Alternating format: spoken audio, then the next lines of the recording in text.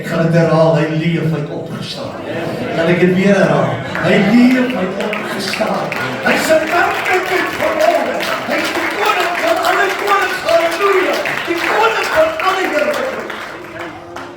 Ek dink vanmôre aan 'n man van Los Angeles, hy is 'n welbekende prediker vandag, vertel 'n verhaaltjie. Hoe hulle hom nooi na 'n groot, ek weet nie wat jy dit noem nie, vergadering, waar daar 'n massa van mense van verskeie gelowe en politieke oriëntering was. En hulle nooi hom want hulle wil hê dat hy moet kom open met gebed. En toe hy daar kom, hy sê hy moes spesiale vlug toe neem ook, en hy vlieg so toe. En toe hy daar kom, is dit so kort voordat hierdie groot vergadering of samekoms moes open. En hulle sê vir hom, man, op die oog op goeie orde, het ons 'n verskeidenheid van gelowe hier, en ons het hulle almal gevra vir 'n dienswoordiger om te open met gebed. En hy staan en hy kyk hierdie stoel so, hy dog nou ook, en dat hy nou net eens oor wie's almal, en hy hoor, nee, daar's 'n Joodse rabbi, en daar's hierdie manne wat glo, daar is 'n God, maar daar is ook nie 'n God nie. Daar's Hindus, daar's moslims, daar's iets van alles daar. En hulle sê vir hom, hy kan kies wanneer wil hy open met gebed. Wil hy in die begin, wil hy in die middel, of wil hy heel laaste wees? Hy sê, die Here sê vir hom, bid jy laaste, want jy gaan die gemors moet regmaak. En elke ou kom op en hulle doen hulle gebed, want dit is nou die goeie orde van ons tyd. En ek kan dit nou nie vertel soos hy dit vertel nie, maar hy vertel hoe hulle bid. Hy sê nou staan en hy kyk oor die gehoor en daar's niks sê en uiteindelik is dit sy beurt. En toe hy vorentoe stap, toe sê hy, let us stand and close our eyes in prayer. En hy begin met die eenvoudige woorde. Hy sê, in the name above all names, our Lord Jesus and Savior, Lord, we open this proceedings. Hy sê die volgende oomblik, toe is dit soos 'n rukwind wat deur daai skare gaan. En ewe skielik begin mense met hande te klap. En hulle begin reg oor die gehoor. Sien hy hoe verskeidenheid van gelowe saam begin hande klap. En hier agter hom hoor hy hoe mompel hierdie mense agter hom. En die een vra vir die ander een, en hy hoor dit. What is this? En hy draai om. Hy sê, this is Jesus Christ. The name above all names. The only God that has risen from the dead and is still alive. Hy sê, it's in His name that we are alive. And it's in His name that this ceremony is now open. En die krag van God val op daardie plek. En hy sê vir maklike 5 plus 10 minute kom die skare nie ophou om hande te klap nie. Want jy sien ten spyte van wat ander gelowe en ander mense se siening is, die waarheid is, daar's net een verreëse heiland. Sy naam is Jesus Christus. Hy is die koning van die Jode, maar hy is ook die koning van die heelal vanmôre. En as jy dit glo met jou hele hart, kom ons gee hom met 'n lekker prys. Kom ons gee hom met 'n lekker lof. En hy reg hier met die koning. Hy is die koning, halleluja. Hy is die Heer, hy is die nageslagte. En ons alles. Ek wil met u net vandag kort praat oor die krag van sy opstanding. Skrifgedeelte in die woord van die Here, 1 Petrus 1 vers 3. Tot en met vers 5, en ek gaan dit vir u lees, u kan dit volg op die bord ook. Sê die woord van die Here, geseënd is die God en die Vader van ons Here Jesus Christus, Want as hy grote barmhartigheid ons die wedergeboorte geskenk het, tot 'n lewende hoop, deur die opstanding van Jesus Christus uit die dode, kan ek net iets vra. Wie van u glo in wedergeboorte? As Jesus nie opgestaan het uit die dode nie, sou wedergeboorte nooit plaasgevind het nie. U sien, sy opstanding uit die dode was die beslissende faktor dat wedergeboorte gaan 'n deel van die kind van die Here se lewe word. En u en ek wat vanmôre in die godsgebou sit, het 'n deelagtig geword. Weet jy wanneer? Toe hy verbygestap het en hy by my naam geroep het, en toe hy geroep het ek geluister, en toe ek geluister het ek my weggekeer van die verkeerde, en ek het my hart en my lewe opnuut aan die Here gegee, en dit het gekom as gevolg van die opstanding. En dit wat ons vandag ook vier. Vers 4 sê hy, sodat ons 'n onverganklike en 'n onbesmette en 'n onverwelklike erfenis kan verkry. Ek wil net gou iets sê. Weet jy dat ek kan hard werk? En ek kan 'n spaarrekening en ek kan miljoene in die bank hê, en ek kan eiendom koop en ek kan karre koop en ek kan 'n nalatenskap los vir my kinders en vir my kleinkinders. En ek kan duisende rande, miljoene rande in hulle bankrekenings insit. Die dag as ek dood is. Maar dis verwelklik. Dit gaan vergaan. Hulle gaan dit uitleef, moontlik kan hulle dit reg belê en hulle kan meer geld maak. Maar dis verwelklik. Die kar waarmee u en ek vanmôre kerk toe gery het, is verwelklik. Is vergaanbaar. Klere aan my lyf, is vergaanbaar. Kom, ek wil u nog iets vertel. U liggaam is vergaanbaar. Sal nie vir altyd lewe nie. Rick Warren skryf in die boek, ek weet jy as jy moet gelees het, The Purpose of Riches, toe sê hy, moet nie te gewoond raak aan hierdie aarde nie, want jy gaan nie altyd hier wees nie. Moenie die wêreld te veel geniet nie, want jy gaan nie altyd hier wees nie. Dis nie jou ewige woning nie. Maar in Jesus Christus skryf Petrus hierso. Hy sê gaan ons 'n onverganklike, 'n onbesmette en 'n onverwelklike erfenis kry.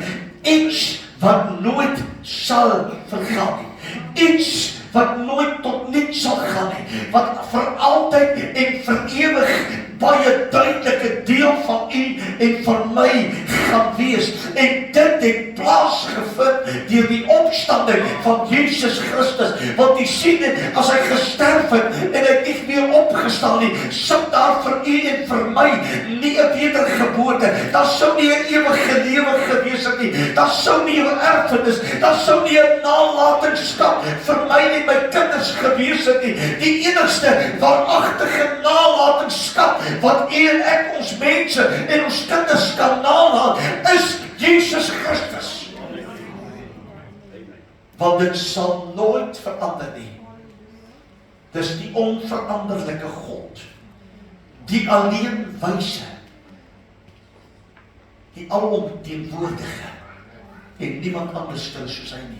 Hy sê wat in die krag van God bewaar word, is wat in die krag van God bewaar word, die geloof tot die saligheid wat gereed is om geopenbaar te word in die laaste tye. Paar weke terug was dit Gerard, ek dink was 3 weke terug, Sondagmôre. Nee, dit was 'n bietjie voor dit, net toe die oorlog hierbo begin het. Toe praat die Here met ons deur die lippe van klein in die kerk. En die Here sê, hier kom groot dinge, maar my kinders sal staande bly. En ons almal weet wat is besig om te gebeur. Reg oor die wêreld kom ons agter hoe dat die druk van hierdie oorlog wat bo in die ooste aan die gang is, besig is om 'n invloed te hê oor die wêreldsekonomie en oor dit wat besig is om plaas te vind. Maar ek wil vir u sê, God het ons gewaarsku voor die tyd, dit gaan kom, nog voordat hulle gestop het om die olie deur te verskeep, en dinge te gebeur, nog voordat dit enigstens 'n bepaling of 'n gesprek was, het God reeds gesê, dit gaan kom, goed gaan gebeur. Ek hoor hoe iemand verskriklik aangaan, en ek sien oor die mense, begin om die staatsamptenare, of die staatspresidente, en reg met die wêreld begin hulle mense skel, en hulle verkwalik almal. Luister, ek wil u vandag iets versê, dit help nie ons verkwalik nie, dis tekens van die tyd, dat Jesus koms, is voor die deur, so waar soos ons verlore, en in die godsgebou staan, en sy opstanding vier, wil ek vir u sê, Maranatha, Jesus is op pad terug, binnekort gaan die blou hemel skeer, en die bassyne gaan blaas, halleluja. Ek vra u vanmôre, moenie gefokus word op dit wat verganklik is nie, maar word weer gefokus op die onverganklike, die onbesmettelike, en die alles verheerlikte erfenis wat die Here vir u en vir my nagelaat het. Jy sien, die kind van die Here fokus op ander dinge. Weet jy dat die opstanding van Jesus Christus is een van die magtigste en een van die kragtigste openbarings van God se krag. En jy kan dit maar gaan lees in die boek van Romeine 1.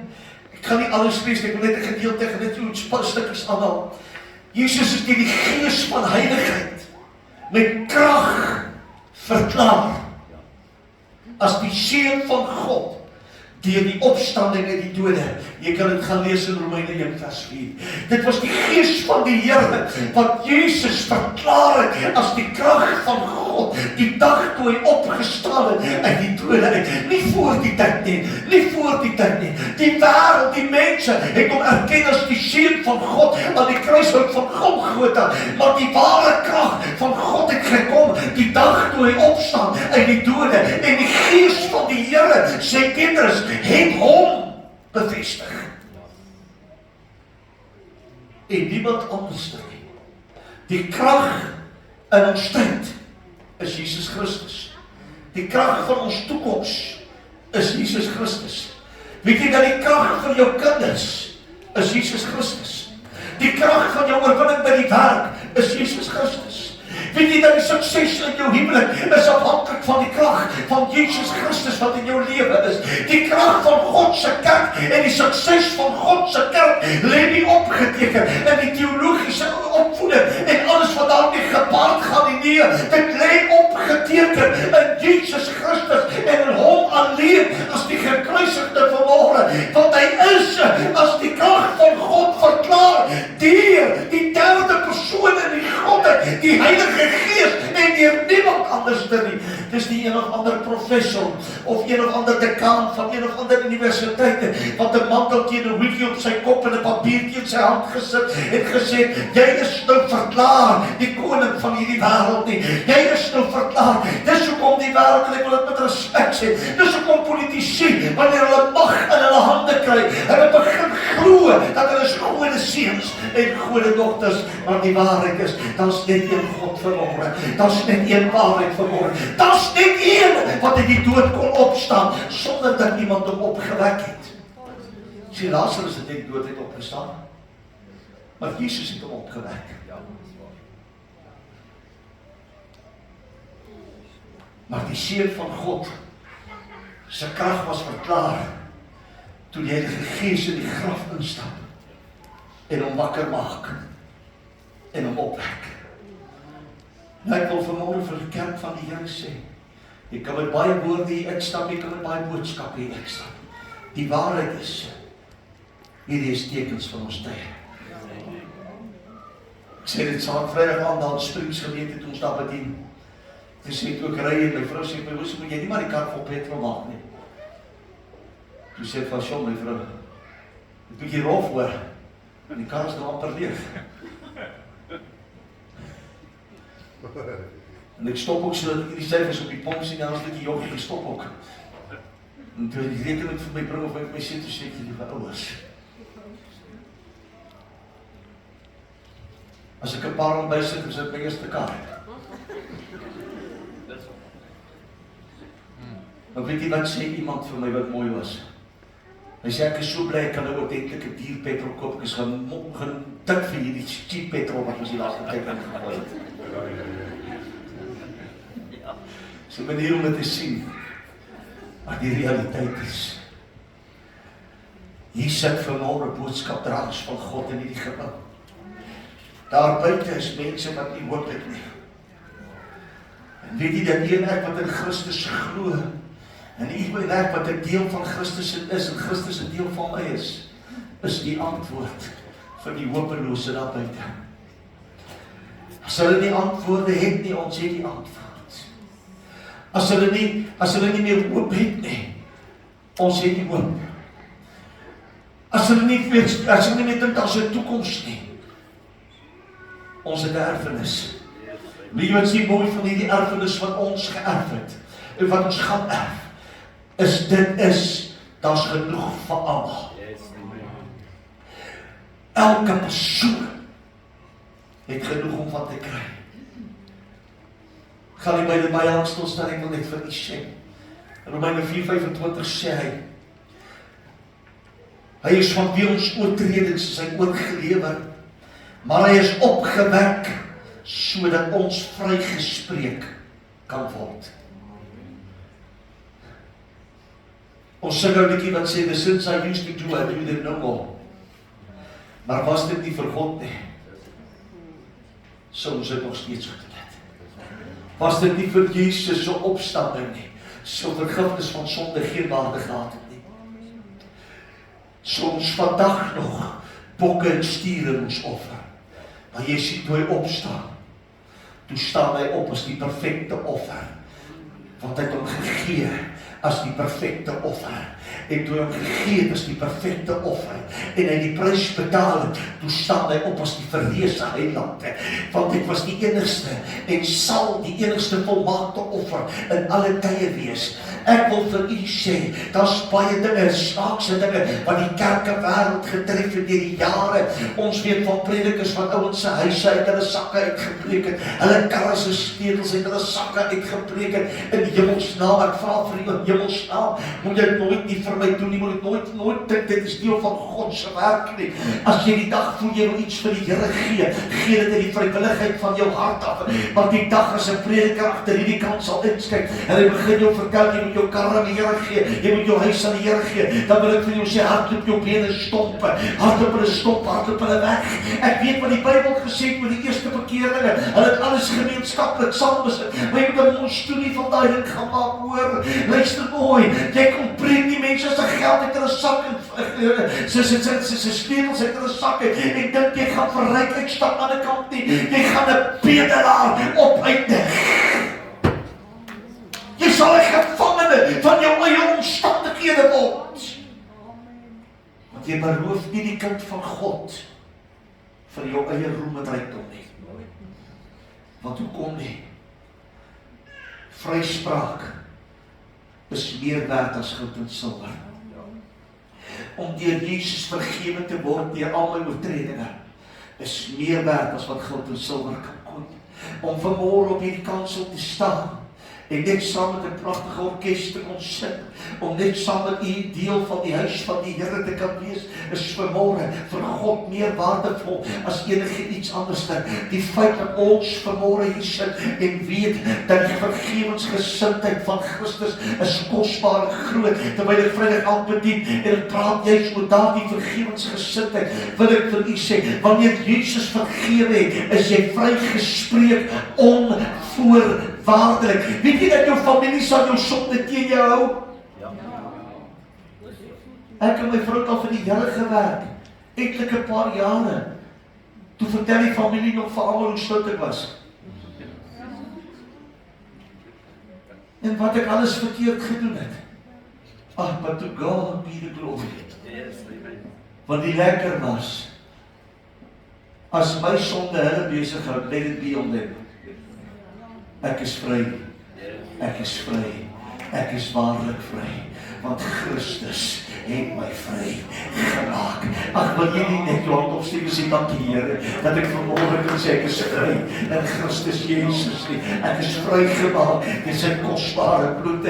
Die volgende ding wat ek vir jou wil sê is in Romeine 10 vers 9. Hy sê as jou mond bely dat Jesus die Here is en met jou hart glo dat God hom uit die dode opgewek het, sal jy gered word. Weet jy wat 'n magiese krag is daar in die opstanding van Jesus Christus? Weet jy dat die opstanding van Jesus Christus kan jou red uit die bane van die dood uit? Weet jy, dit kan jou red uit die plekke van smarte uit?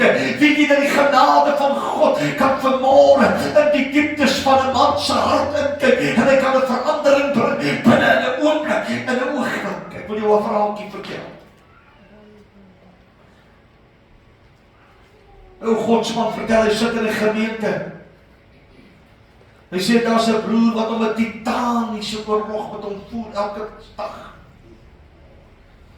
Dan veg hy met hom, dan beklei hy met hom. En dan is dit die en dan is dit daai, ek kan met liefde sê, ek het daar nog nie so ouie gekry nie. Nog nie so ouie gekry nie. Ek het ander mense gekry, ek gaan nie nader doen nie, maar ek het ander types gekry, so, maar hulle is alraai, miskien met hulle werk. Maar hierdie prediker sit en hy sit met hierdie man wat hom dag na dag moeilikheid gee. En dan moet hulle teen, dan is dit daai, dan is dit daai, een sondige môre, onder die krag van God se gees, staan hierdie prediker onder die salwing en die Here sê, jy, wat God se werk so bemoeilik, Here sê, ek het jou geweeg, ek het jou teruggevind. En die Here sê daardie môre, ek roep vanmôre iemand in jou plek. Dis 'n kerkraad broer. En die Here sê daai môre, hy wie ek roep, sit vanmôre met 'n bottel bier in sy hand. Hoor mooi. En 'n Sondagkoerant op sy skoot. Dis bietjie skets. Dis bietjie baie fyn. 3 maande later, toe hierdie broer besluit hy is nou klaar met hierdie kerk en hierdie pastoor. En die Sondagmôre toe gee hy sy bedanking in die bidkamer van die pastoor. Hy stap by die kerk se deur uit. Die Sondag aand preek die pastoor ernstig oor die boek Openbaring. Oor kyk, ek het jou 'n geopende deur gegee, niemand kan hom sluit nie. Hy sê daar die Sondag aand, toe stap daar 'n beskeie man en sy vrou daar agter, vreeslik beskeie mense. Stap hulle agter in die kerk en hulle gaan sit daar agter. Hy sê terwyl hy bedien, kom hy agter dat die gees van die Here is besig om intens te werk in daardie mense se lewens. Hy sê op 'n tyd toe sien hy hoe hulle die handdoek af die sakdoeke uithaal en die trane begin afvloei. En die Here sê vir hom, maak 'n uitnodiging, en hy maak 'n uitnodiging. En hierdie man beweeg na die boedelingsbank en hy gee sy hart en sy lewe aan die Here daai aand. En toe hy klaar is, toe sê hierdie man, pastoor, kan ek net iets vir hierdie gemeente sê? Sê die Here sê, wat het jy praat? Ek gee hom die mikrofoon. Hierdie man begin huil. Hy sê, broer en suster, 3 maande gelede, een Sondagmôre, toe sit ek met 'n Sondagmôre koerant op my skoot en 'n botteltjie bier in my hand. Hy sê, ek kry 'n intense verlange na God. Hy sê, ek weet nie waar heen nie. Hy sê, ek het gesoek en ek het gegaan oralste. Hy sê, maar nêrens vind ek die antwoord nie. Hy sê, wat ook vanaand die instap en hierdie prediker herhaal die woorde, daar is vir jou 'n geopende deur en niemand kan dit sluit nie. Wie jy sê, toe praat God met my en ek besef ek moet die deure begin oop te maak en die Here rig daar die beskeie familie op en hulle begin te werk vir die Here en hulle begin die pos te vul van 'n man wat 'n struikels was, iemand wat geglo het, alles draai om hom. Ek wil nie vandag sê, as ek Jesus Christus erken en ek bely hom met my hele hart en ek glo met my hele wese dat God hom uit die dode opgewek het, sê die woord van die Here, sal ek gered word. Ek wil nie vandag sê, as ons glo ons is gered, as ons glo hy het ons genade gegee, wil ek vanmôre van u sê, dis dieselfde genade vir die sondaar wat vanmôre daar buite sit en wat hierdie kerk se banke nog gaan volmaak, halleluja, want jy sien daar se behoefte daar buite, die wêreld het God nodig en ons moet begin bely en ons moet begin erken sodat die Here weer kan red, weer kan genees. Die kerk moet spesiale dienste hou. Wil jy iets vertel? Hier is die kerk. Hier is die kerk. As jy glo jy is deel van die kerk, as jy glo jy is kerk, steek jou hand op. Want jy sien die kerk is niks. Dis 'n klipgebou. En van die bouers wat verander het en gepreek het, hierdie gebou het nou weer agtergekom, in 1970 het hulle hierdie eiendom bekom. Dis oud, dis amper so oud soos ek.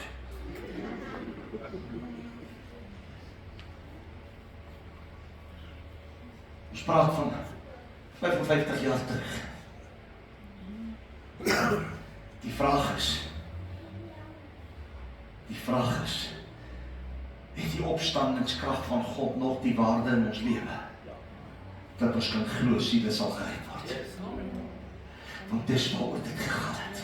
Weet jy, sy opstanding het nie gegaan net vir u en vir my nie. Ja, dit het ons gehelp. Maar weet jy, die opstandingskrag van Jesus Christus het baie waarde in 'n baie moderne samelewing. Groot waarde. En dis ons wat dit moet bely. Ek wil graag die laaste teksvers vir u voorhou. En Len gaan my help met hom en ek gaan hom opsit Romeine 8 vers 10. Ek wil dat u dit net saam met my sal lees, ons gaan tot en met vers 14 lees. Hy sê, maar as Christus in julle is, dan is die liggaam dood vanweë die sonde. Maar die gees is lewe vanweë die geregtigheid. En as die gees van hom wat Jesus uit die dode opgewek het in julle woon. Onthou wat was die eerste punt?